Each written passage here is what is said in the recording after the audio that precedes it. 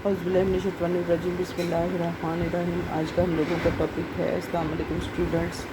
آج کا ہم لوگوں کا ٹاپک ہے تحریک علی گڑھ کے اثرات۔ تحریک علی گڑھ نے برصغیر کے مسلمانوں کی زندگی کا کوئی شعبہ ایسا نہ چھوڑا تھا جس کی بہتری اور اصلاح کے لیے اس نے کوشش نہ کی ہو۔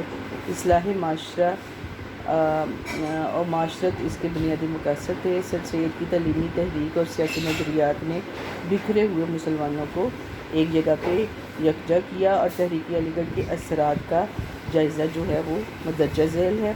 مغربی تعلیم کا فروغ۔ تحریک علی گڑھ بنیادی طور پر ایک تعلیمی اور تمدنی یعنی تہذیب و ثقافت سے بھرپور تحریک تھی۔ اس کا سب سے بڑا مقصد مسلمانوں میں مغربی تعلیم کی ترویج اور ان کی معاشی اور معاشرتی زندگی کی اصلاح تھا۔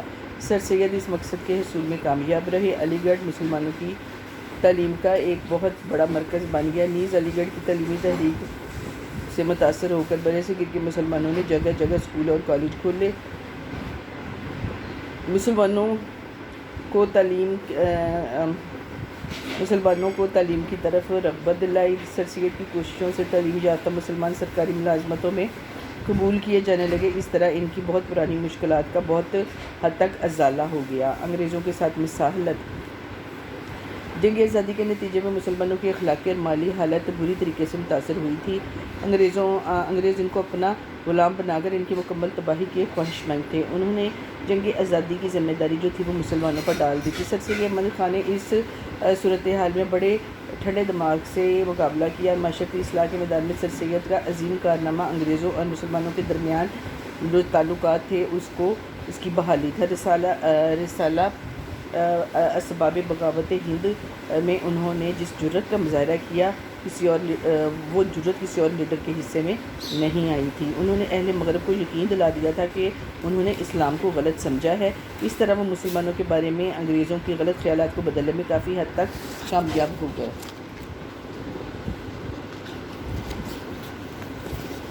مسلم اتحاد۔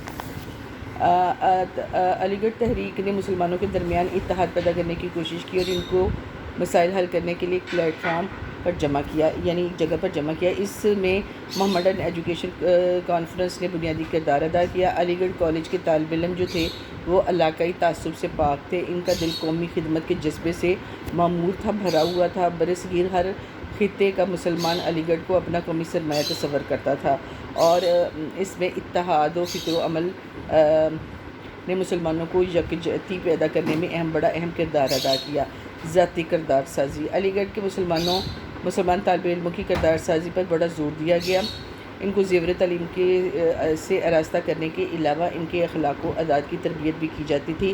اس زبان میں حفظ مراتب اور رکھ رکھاؤ جو تھا اس کا بہت زیادہ خیال رکھا جاتا تھا۔ ان کو منظم زندگی بسر کرنے کا عادی بنایا جاتا تھا اور ان باتوں کا مسلمانوں پر بھی بڑا اثر ہوا۔ اسی وجہ سے مسلمان تعلیمی اداروں میں نظم و ضبط کے بارے میں علی گڑھ کی پیروی کی جانے لگی۔ جدید قیادت۔ علی گڑھ نے مسلمانوں کو قیادت فراہم کی جو مسلمانوں کی بھلائی کے لیے کوشاں رہی۔ اس صدی کے 2 بڑے عشرے میں مسلمانوں کے سیاسی نقطہ نظر میں جو انقلابی تبدیلی رونما ہوئی وہ بھی اس قیادت کی وجہ سے تھی۔ تحریک پاکستان کے قائدین میں علی گڑھ کے طلباء ہی سر فہرست ہیں۔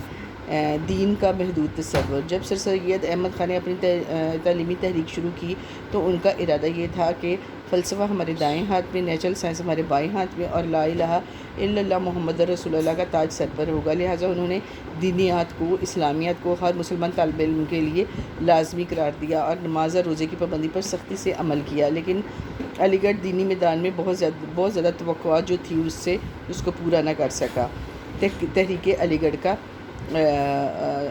تحریک پاکستان کا قلعہ۔ سر سید احمد خان کو تحریک پاکستان کا بانی کہا جاتا ہے۔ ان کے کالج نے برصغیر کے مسلمانوں میں قومیت کی ایک نئی روح پھونک دی جس سے مسلمان میں اتحاد پیدا ہو گیا اور اسی اتحاد کے سبب تحریک پاکستان جو تھی وہ وجود میں آئی۔ ان کو پروان چڑھانے کے لیے علی گڑھ کے طلباء نے تن من دھن کی بازی لگا دی۔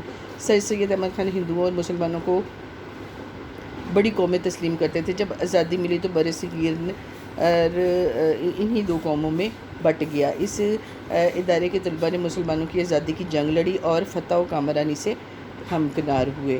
اردو زبان کا فروغ۔ تحریک علی گڑھ سے اردو زبان کو بہت زیادہ فروغ حاصل ہوا۔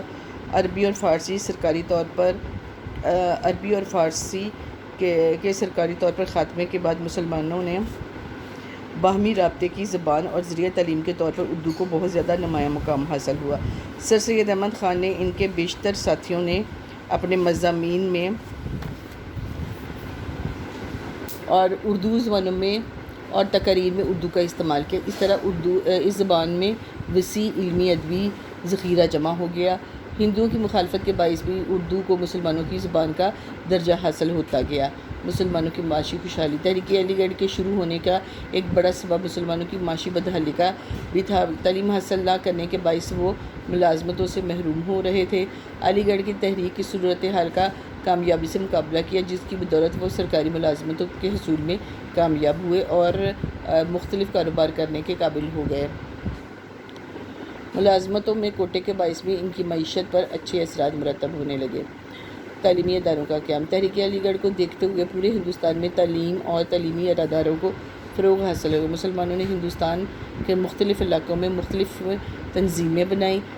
پنجاب میں انجمن حمایت اسلام اور انجمن اسلامیہ پنجاب، سندھ میں سندھ محمڈن ایسوسی ایشن اور انجمن اسلام بمبئی کے نام زیادہ اہم ہیں۔ ان تنظیموں نے ملک کے مختلف حصوں میں تعلیمی ادارے قائم کیے، جنہوں نے ملک میں آزادی سے پہلے اور قیام پاکستان کے بعد بھی نمایاں خدمات جو تھی وہ سر انجام دی۔ یہ ہے تحریک علی گڑھ کے اثرات جو تھے وہ۔ اس سے ہمارا یہ ٹاپک ختم ہوا اور ساتھ ہی ہمارا دوسرا جو چیپٹر بھی ختم ہو گیا۔ کل ہم انشاءاللہ تھرڈ چیپٹر شروع کریں گے۔ وہ کون سا ہے؟ وہ پاکستان کی تعلیمی پالیسیاں اور منصوبے ہیں، یہ شروع کریں گے۔ جب ہم لوگوں کا یہ کمپلیٹ ہو جائے گا پھر بعد میں آپ لوگوں کو آبجیکٹیوز جو ہیں وہ کرواؤں گی۔ آج کے لیے اتنا ہی کافی ہے۔ اللہ حافظ۔